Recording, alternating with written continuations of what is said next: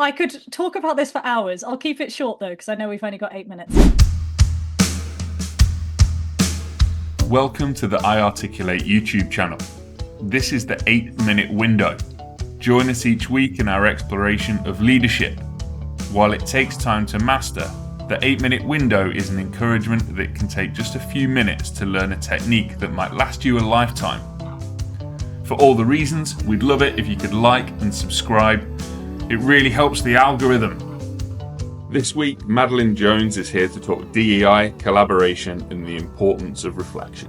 Madelaine Jones, welcome to the 8-minute window. How are you today? I am very well, thanks. It's really great to be here, John.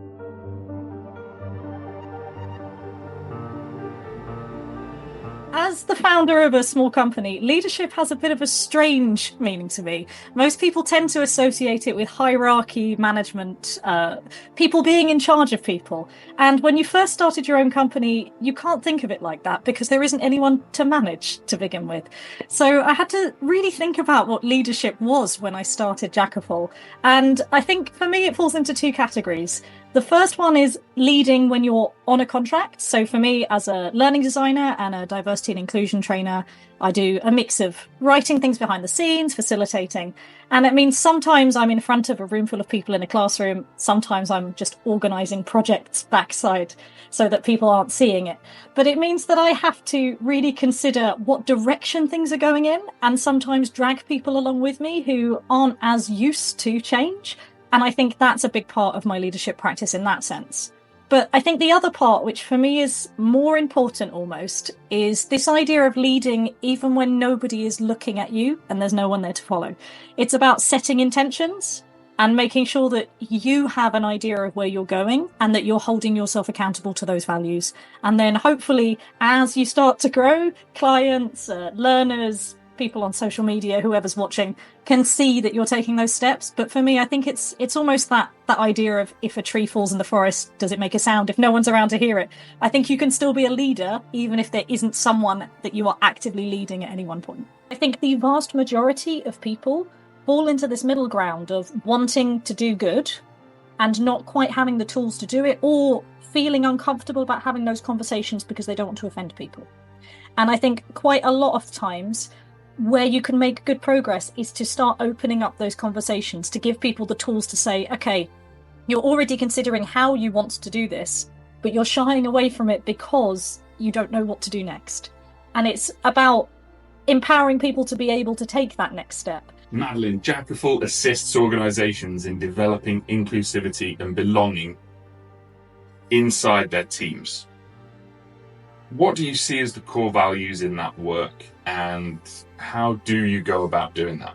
So when I founded Jackafal, there were 3 things that I was really, really keen to make sure were at the centre of both diversity and inclusion training that we provide and also any learning design we do, and it covers both.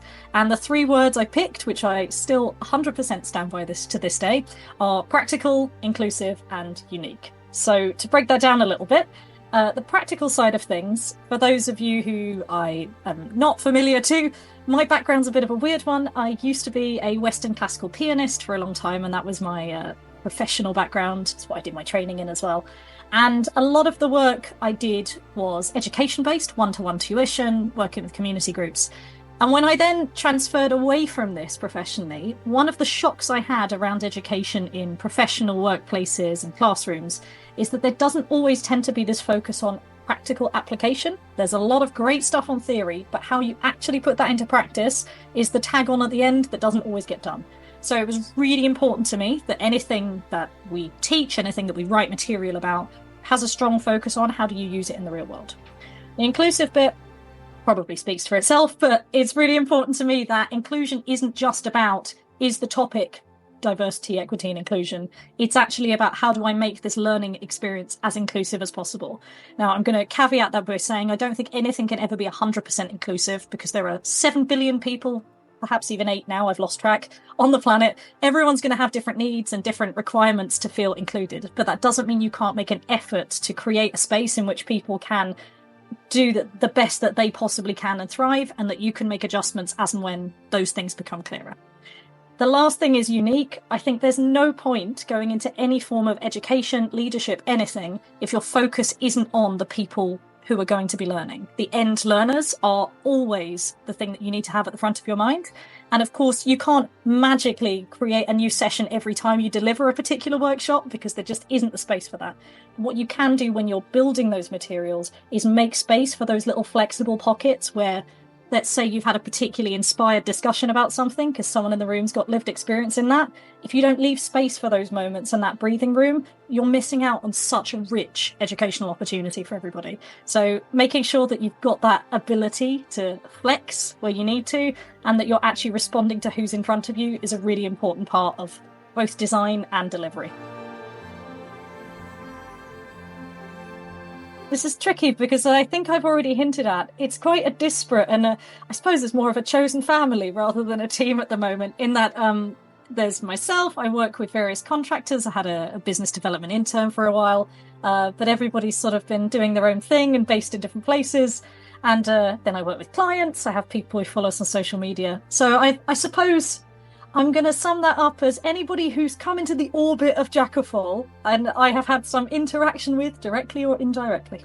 If you could choose to take your team or your community anywhere for the day, where would you take them and why? I mentioned earlier that I used to work as a classical pianist, and I studied at Trinity Laban Conservatoire for my undergraduate. They used to have this project week called CoLab, where once a year they would encourage you to take part in some sort of project that would just completely push your boundaries, go beyond what you thought of as art music. So, for example, there were performances using amplified cactuses. I had to put on face paint and play the inside of pianos with electric toothbrushes. There was someone who stood and cooked mushrooms for 24 hours solid once in honour of a composer. It was just very, very off the wall, not what you expect at all. And at the time, I just thought it was a bit of fun. I didn't take it too seriously.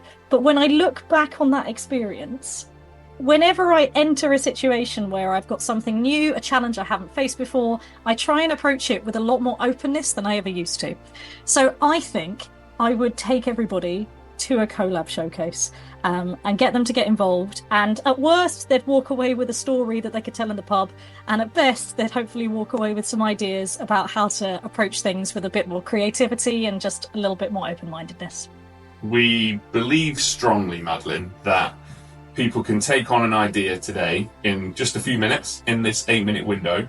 Please, could you share one practice that an aspiring leader in their community could use next week? I'm going to give a piece of advice. It's actually a bit more general than diversity and inclusion, but it does apply as well. And it's a piece of advice a friend gave me when I first started the business. He was a freelancer. And he pointed out that it doesn't matter what field you're in, education, diversity, inclusion, people get really attached to their work. And sometimes because of that, they don't have the ability to see the flaws in it, because they feel like they're intending to do as best that they possibly can, and they can't get past that idea and see where the bumps are that need ironing out. So his recommendation to me was, anytime you have a problem, a project that you're working on, a new idea, general thing, write it down on a piece of paper, what you think you would like to do. Go away, get a cup of tea or a cup of coffee, go for a walk for 5 minutes, come back, and then read it afresh, imagining that you were advising someone on what they should do. Or, better yet, if you're talking about something you're going to do for your learners, imagine you're in a classroom and somebody has just presented you with this particular topic, idea, project. How would you react? Gut reaction, off the bat, no thinking about the logistics, because quite often we'll get stuck in the idea of what we want to achieve and not consider what's it actually going to achieve in reality. So you can go to www.jackafal.com to find out more about the organisation. We've got a free blog where we have guest posters who provide articles, also some from me as well. We've got some online courses. There's one that's currently been launched, but we're in the process of getting a few up and running about diversity and inclusion.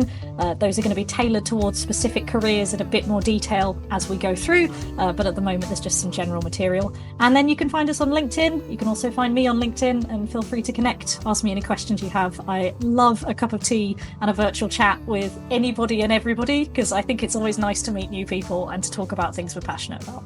Thank you so much, Madelaine, for taking the time to be with us. And all the best for continuing your work. Have a great evening. Fantastic. Thank you for having me, John. You're very welcome. Thank you so much for joining us in the 8-minute window. Until next time, stay inspired, stay focused, and please get in touch to let us know how your leadership journey is developing. Until next time.